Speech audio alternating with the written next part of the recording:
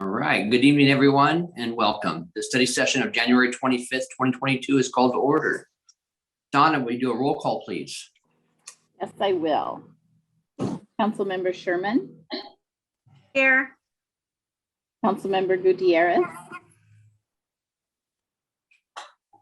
I see you raising your hand. There you are. Councilmember Bode. Here. Deputy Mayor Schmidt. Here. Mayor Inesco. Here. Councilmember Peterson. Here. And Councilmember McDowell. Present. All are accounted for, Mr. Mayor. All right. Let's start with our study agenda. Tonight, we're going to discuss downtown street trees. Public Works Director Jay Harris has information for us. Good evening, Mayor, Deputy Mayor, Council. Jay Harris, your Public Works Director. Downtown street trees. I'll show you a PowerPoint in just a moment. Can everybody hear me okay? Okay, good. I started with the city about a year and a half ago, and one of the common reoccurring themes is grinding sidewalks downtown. We've removed some panels. The tree grates are getting pushed up. There's about 38 trees that have a problem.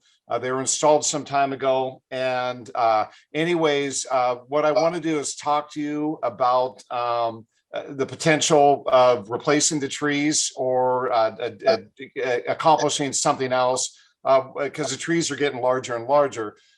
Anyways, I'm going to start the PowerPoint. I'm going to share my screen here.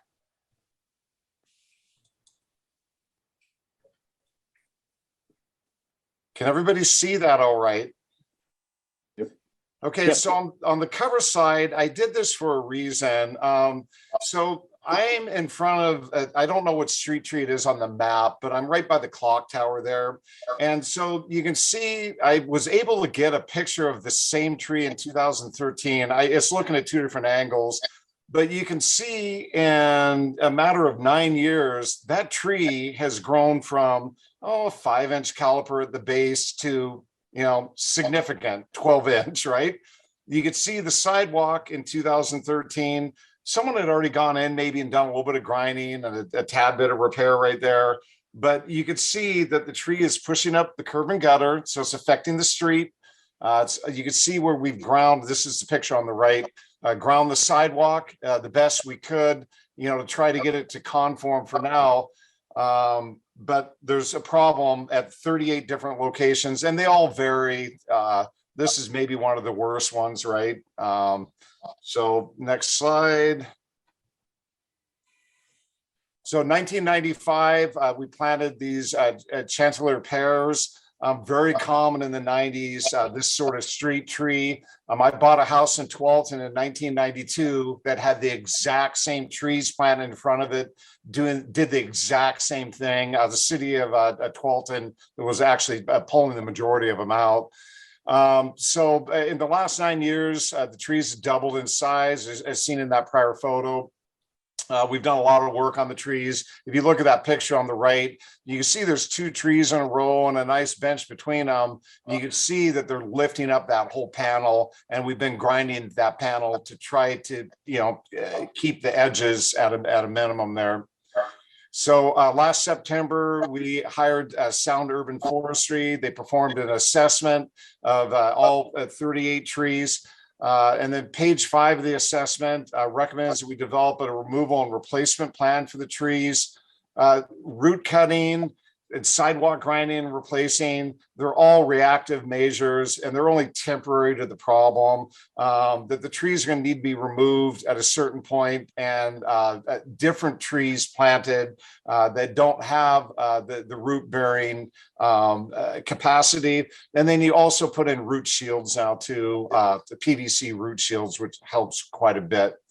So the Arborist report recommends 4 different varieties of replacement trees, and we can look at other varieties too if council's interested that aren't aggressive and the root barriers will go in like Ed mentioned. And we did a cost estimate internal to take the trees out, to grind the roots out, to put in grates. We'll be able to reuse some of those grates. but you can see the holes are larger that are cut in the grates. The trees are obviously going to be smaller that we put in there. Replace panels. There's also electrical that goes from tree to tree to tree.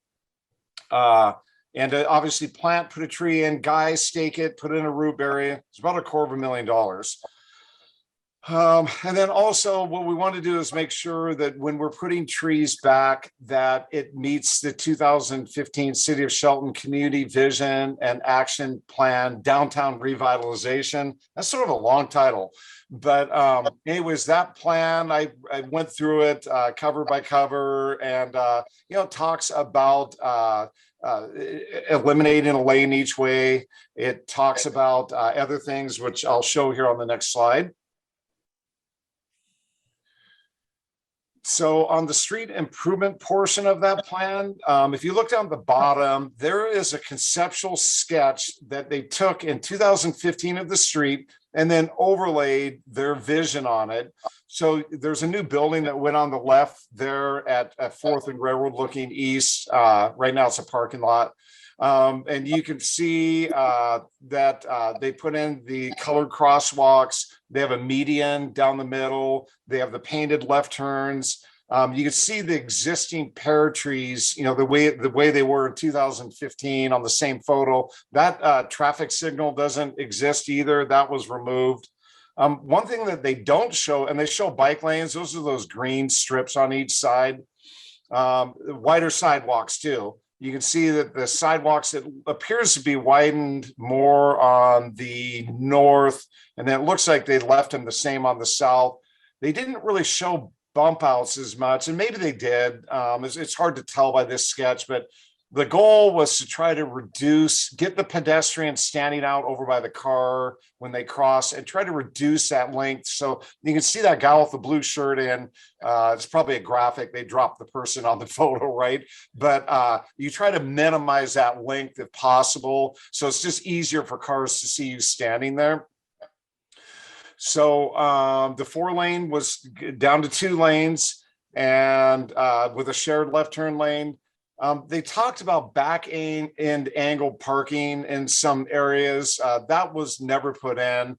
And they have some mini circles at each intersection, right in the center. Those are a little problematic, that the fire department has problems sometimes trying to get through and around them. It all depends on if they're drive over, how big they are, what they're made of, that sort of thing. People tend to hit them a little bit. Wider sidewalks for street seating, and then street trees and amenities, some more benches, trash receptacles, bike racks. You can also talk about hanging flower baskets. There's a whole variety of things, awnings on storefronts, so people can walk down the street, and there's a covered awning for a lot of it. We did that in Newburgh where I'd worked before. There's a grant process for that for businesses. A lot of this would run out of community development, though. Public Works is responsible for the street, the sidewalk, the signs, and the trees, those sorts of things. Some of these other elements that the community development department would be involved with. And hey, Jay, I Yes. believe the back-end parking was installed for a very short period of time before it was taken out because it was unworkable. But council members, you can correct me if I'm wrong on that. No, it was there and then didn't stay long. You were correct. Yeah. It was difficult to back into those spots. Yeah, I would not recommend that. So here is a graphic of the upper photo is in 2015. This is the one that they doctored that photo up. And you can see that there's 2 lanes each way, no left turn pocket in the center. So down on the bottom, that's a picture I took last week. And that has center turn lane, and it has just 1 lane each way, a little wider parking area, that sort of thing. There were, if you look at the bottom bump out, that the curb returns haven't been brought all the way out down there. And they could be extended out a little farther. And you can see there's no median between the left turn lanes either that haven't been put in. Now, I wasn't here at that time. My understanding was the medians, council chose at that time not to put them in because they wanted to make sure we could close the street and make it like a big festival street, and that they like the wide open look of the street rather than putting medians and street trees in, which will break the street up. There was ideas that they wouldn't do that for more of a festival street. Now, I don't know how many times the street is completely closed and there's a free for all out there, parades and parties and vendor booths and all that. But it's something to consider in the future. I think I would rather have the big sidewalks for outdoor seating than islands. And it would affect our parade if we had islands and trees there.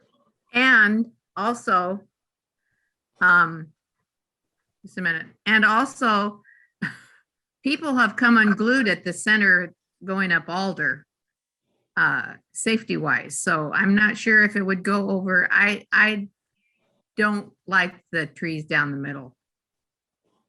Not at all.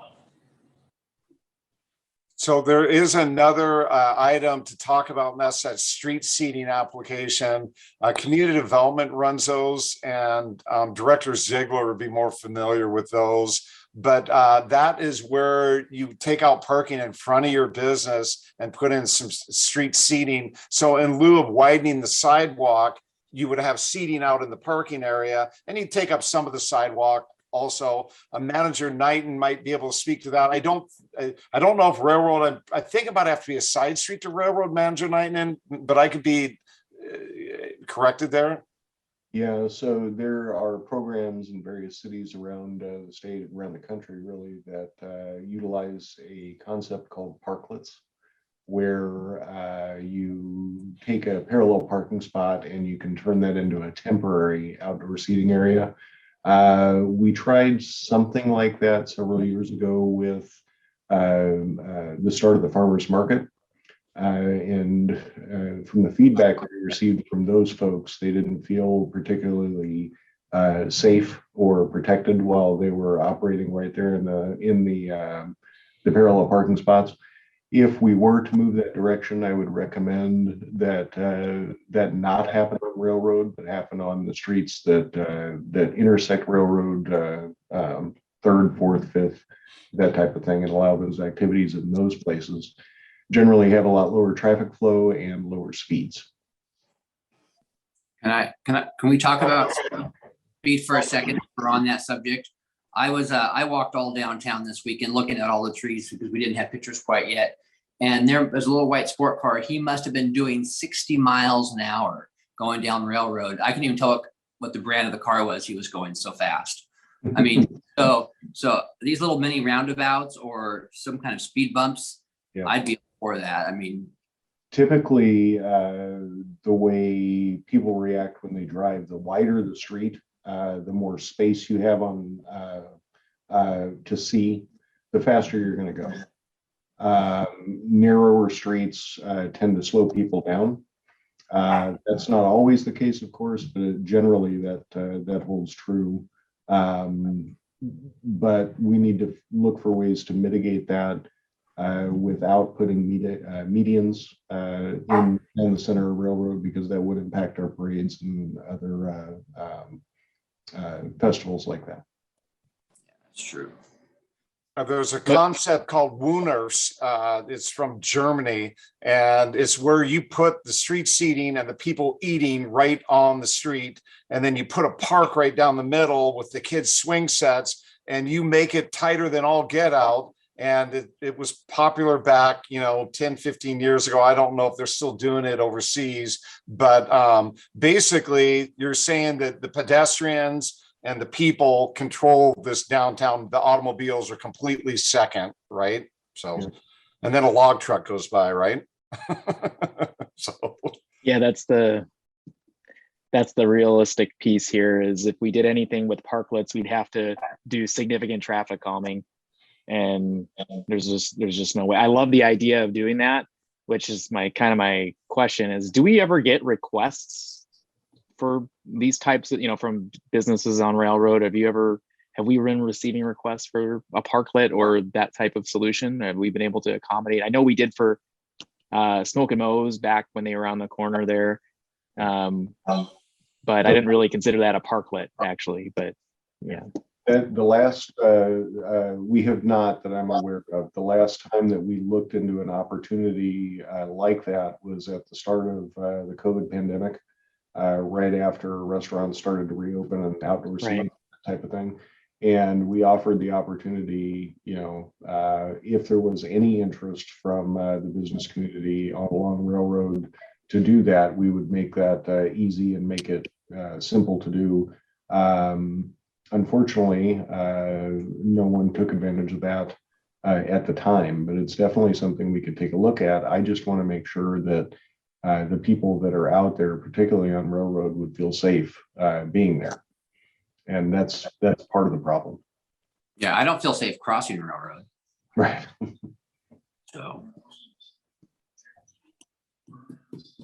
So part of the discussion this evening is to talk to you about, with a plan to remove and replace all the downtown street trees as recommended by the arborist. We can do a block by block approach. We can, do one, start with the worst first and sort of move our way through it. Public Works staff can take it on, but it would be something that took years to complete and it wouldn't be cohesive. So you save some money if Public Works went and did that. We could hire someone to do some of them too. But in the end, doing them all at once, all the trees should grow together. They should all be about the same height, especially because we use the trees, with the lights on them, during the Christmas time, and having all the trees about the same size, I think would be important. So that's one thing we want to talk about and then the when would be next, and the what, but maybe we can talk about the first one first.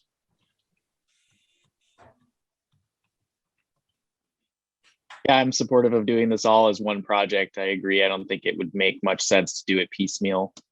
That said, I'm not exactly sure. You said it's about $250,000 or so for the entire project, and that's basically everything, or is that just the trees or the demo and the trees and that all inclusive? Yeah, Councilor Schmidt, a good question. That is just for the removal and replacement of the 38 trees with the grates back in again, and hopefully a 3-inch caliper tree, 4-inch if we can get it in the hole.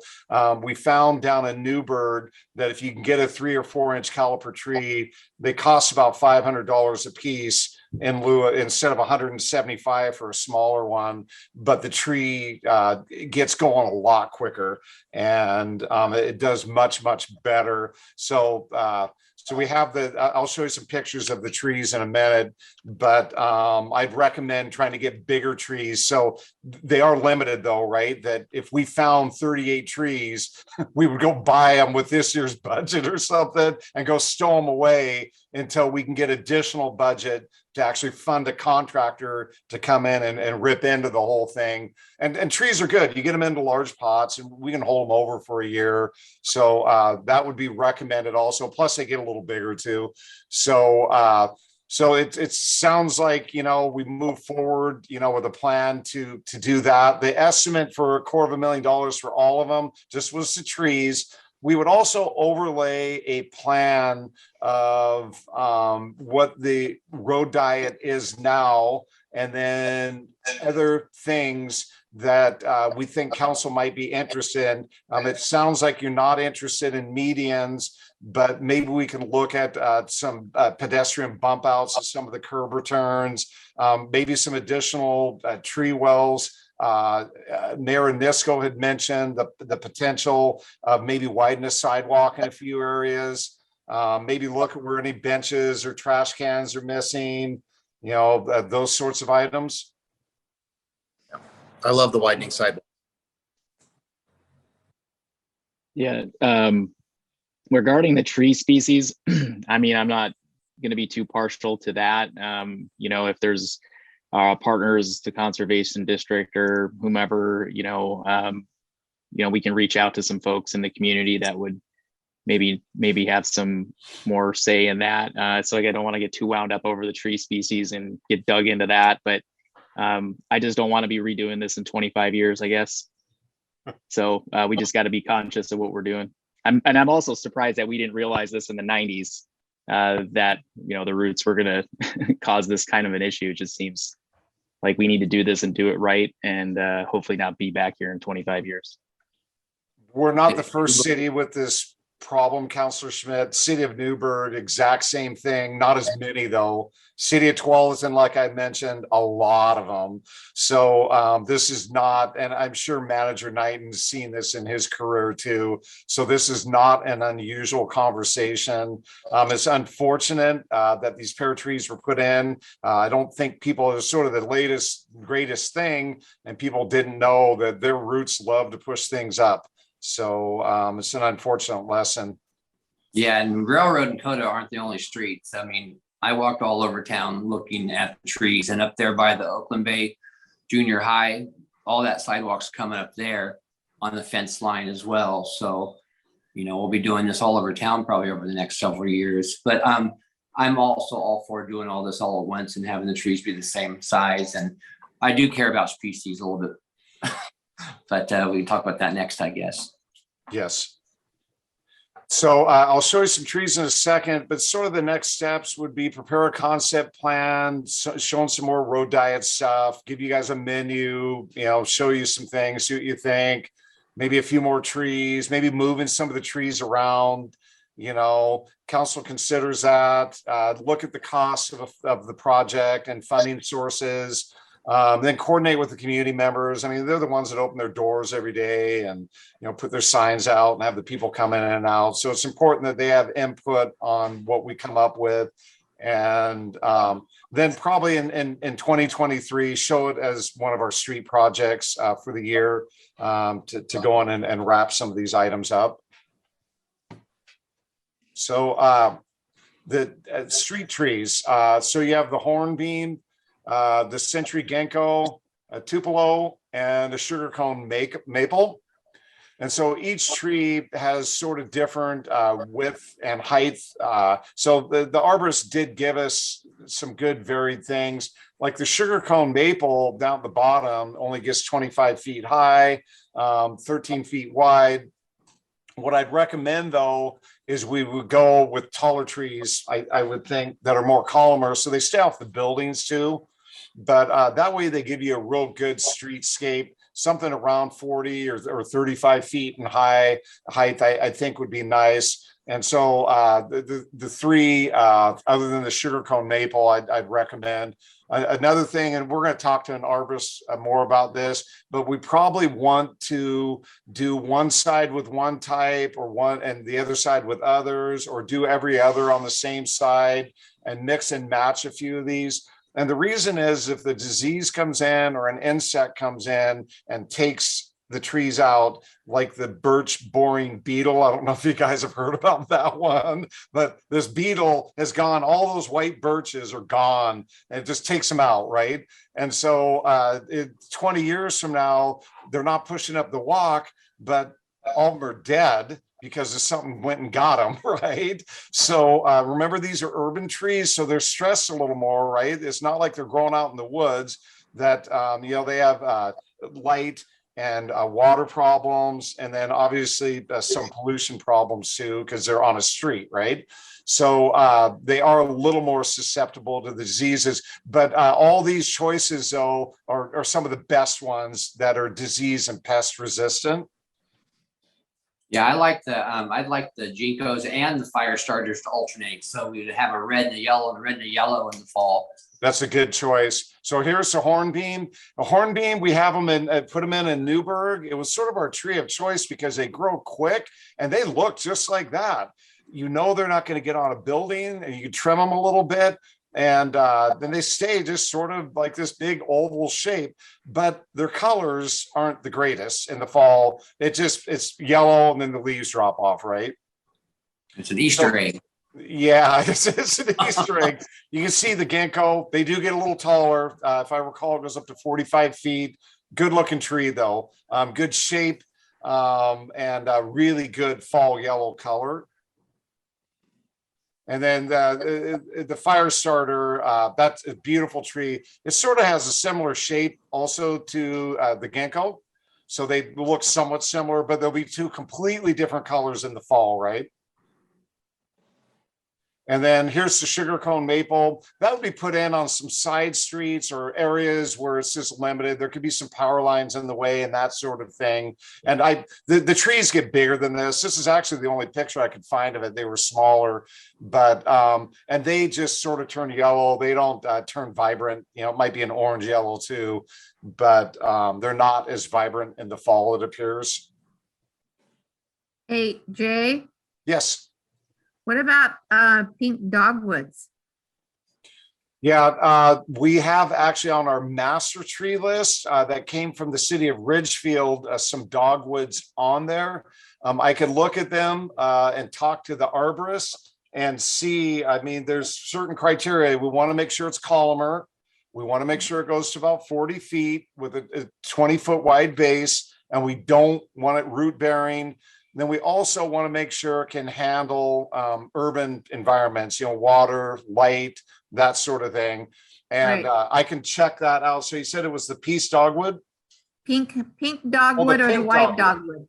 The You know, pink and white. over at Lake Chelan, in eastern Washington, their town is full of pink dogwoods and they look really not, I don't know anything about pink dogwoods, but I think that if that was a possibility, that would add some color to our streets.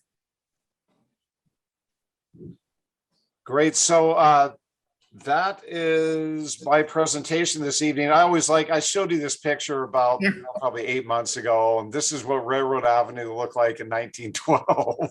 And Yeah, I one remember that tree. picture. No, you don't. we came a long ways, right? So Oh.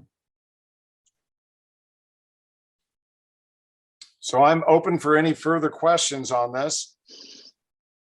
Otherwise, I will be working on some things and check back in, and it'll probably take me a couple months. I got to get someone on board to help me with some of the road diet items, come up with a conceptual sketch, double check the tree locations that we have right now. There's some tree locations that have no trees in them too. Mayor, I don't know if you noticed that on your walk. There's some that are blank. There's some that were paved over for one reason or another. They removed the well and put in a blank of concrete. And you look down the street, there's a block that's just missing, right? There are no street trees.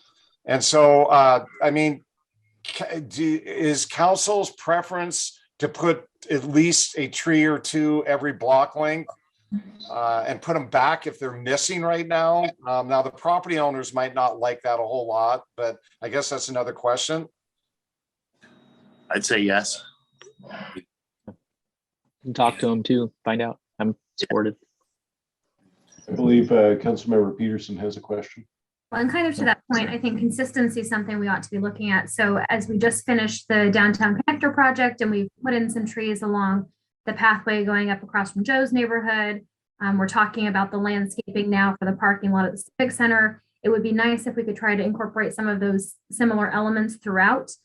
So that, again, I think one of the things we heard loud and clear from the community in the downtown visioning plan was a sense of place. And so if there's ways that we can try to bring some of those elements throughout. And I know that we worked with the Conservation District on some of those previous projects. We may already have some good information we can fold into this plan. Good, thank you. I have a statement. Deidre, did you know that they're pink dogwood along there Mhm. near Joe's house? Yes, I don't think they're pink ones, but they're Oh, definitely, white, they're dogwood, yeah, yeah. they're beautiful. I was gonna ask about irrigation. Oh, sorry. Go No, ahead. please. Would there be irrigation components to this? Are they irrigated now or no? No, they're I not. don't think they are. pretty typical street tree is an irrigated. It takes about 2 to 3 years to establish. First summer is pretty difficult. You bag them, you put those green bags on them, and you got to, our guys will have to keep up on the watering of those. Second summer, you can let them dry out a little bit. Third summer, you just watch them for stress. Got it. As long as we don't hit 112 again this year. We can't do that. Plan on it. Yeah. And I have gotten some feedback from a resident who lives in the more historic end of town who is concerned about us pulling out the street trees, and I can understand why. This is not the first time we're talking about planting trees along Railroad. And so I think that there is some concern from the community about ripping out all the trees. What is that going to look like? And also, is there a way to incorporate any of the trees that maybe we already have in the historic district or other nearby areas? So again, we're trying to bring some of those elements forward because it will take some time for these trees to catch up in size. Do you have information on some of these trees on how fast they grow compared to others? Yeah, I mean, it depends on which variety is selected. And I can get you some more information later about their growth rates. Most of them are medium growth rates, or not super slow growing. I can check more into that though, and get you that information. I got a good indication, what we'd like to see. We need to come up with some drawings, get back to the community, select a couple trees, look at a couple alternatives also. And I can get you a bunch more information about each specific tree. Thank you. You're welcome. Deidre brought up a good point with some of the opposition to this project. I just want to make sure it's also pretty clear to us all. There's not just the infrastructure damage component, there's the tort claim and liability aspect of this, and the slip, trip, and fall and injury is going to be city responsibility if we don't, manage this appropriately. We don't really have any other solutions, that are, I would say, not as cost effective, even though it's a $250,000 project. It's just kind of a difficult one, but we got to do it. Well, and beyond the cost of the claims, God forbid someone gets hurt. I mean, none of us want to see that either. And I see it every day downtown with folks, talking with folks or, worrying about their bags, and then they hit the lip of something. And I mean, I've caught people before doing that. So it is something to look at. And I don't know if we have to have the concrete quite as close to the trees as we do. It seems like in some of the older neighborhoods, we have some more open space, green space, which gives us a little more room before we get to the infrastructure. But I'm sure that that's something that engineering can work through with all of their experts. Commissioner McDowell or Councilmember McDowell? Old days, Eric. Yes. I love, as you will hear me say, I love the pink dogwoods. And the thing with the dogwoods is that you can trim them up so that they go out instead of up. So you may not need as many on the sidewalks along the streets if they go out. But that's just a thought. So one thing I wanted to mention is the My Civic app. It's available for download at your favorite store, the iPhone store or the Android store. If you guys are walking downtown and you see a sidewalk that's lifted a little bit, please get a hold of, it'll go to Public Works, and we'll schedule them and get the sidewalks ground. Our goal is to keep it safe. Our guys are out there a lot looking at it, but we need your eyes and ears also, right? And the other thing I like, as far as aesthetics are concerned, one of the things I like is instead of the grates, we have ground cover vegetation around the base of the tree. Flowering adds a little bit more color along the sidewalk, makes it a little more inviting. But we can take a look at all of those options and bring those back to council now that we have a little bit better direction of where council would like to go, and see if what we put together meets your expectations or needs a little bit more tweaking. And then absolutely share that with the community, and especially the business owners along the frontage of where we're planning to do this work, and make sure we get majority support for the direction we're going to go. As Jay mentioned, looking through this and kind of formulating the plan through this year, and then potentially adding that as a project for the city to complete in 2023 is kind of what we're aiming at now. Sounds good to me. Councilmember Sherman?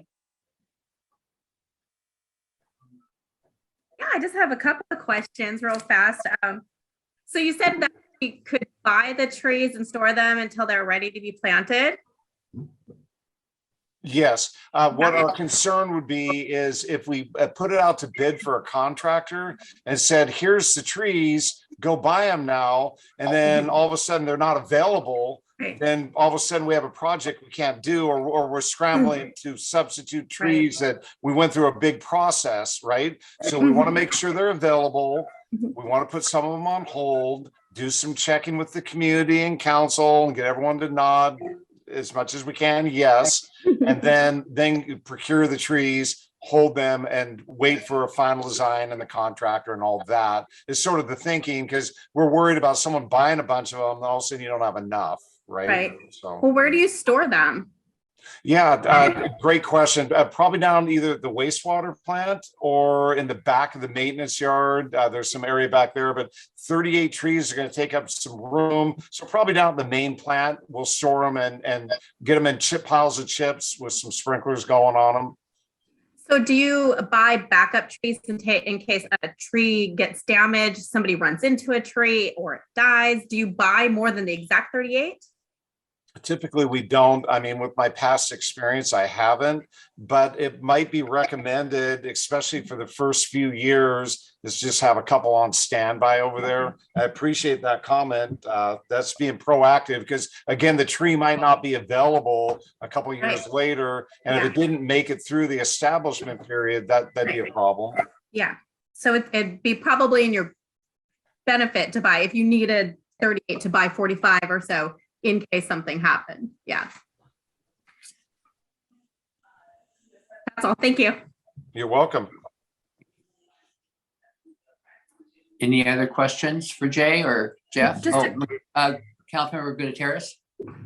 Yes, my question was about after we harvest these trees, are they just going to get thrown away or can we recycle them? Is pear wood good for anything? Smoking, barbecue or something? I don't know. Great question. So the contractor's bid, typically it works that they remove the trees and we don't have them. That's typically how we do most of these bids. If there is a community wood cutting group, the town I came from, the Catholic men had a wood cutting club. And so we would take stuff like this to them and then they would make firewood for the community. If things like that exist in our community, we can definitely have them delivered somewhere.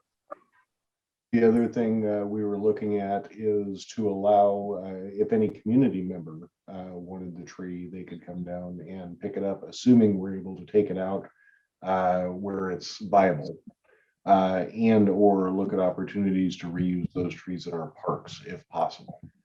Those are all things to be worked out as we get closer to the bidding process and what the contractor has to say. It's very likely the trees could be coming down in pieces because they're near buildings and that makes everyone nervous. And so it's very likely there's going to be a lot of firewood when they're done. Councilmember Peter, you had a question? I know, she had her hand up before you had your hand up. Okay, You're good? me? You Deidre? made it? Go ahead. Okay. Thank McDowell. you. Okay, is this wood usable for wood carvings? Yes, I would say the wood would be used for wood carving. There's going to be a lot of it, right? Right. The trees are small, that they're not much good, for tabletops and benches and that sort of thing, because they're not like bigger maples and that sort of stuff. The diameters aren't big enough yet.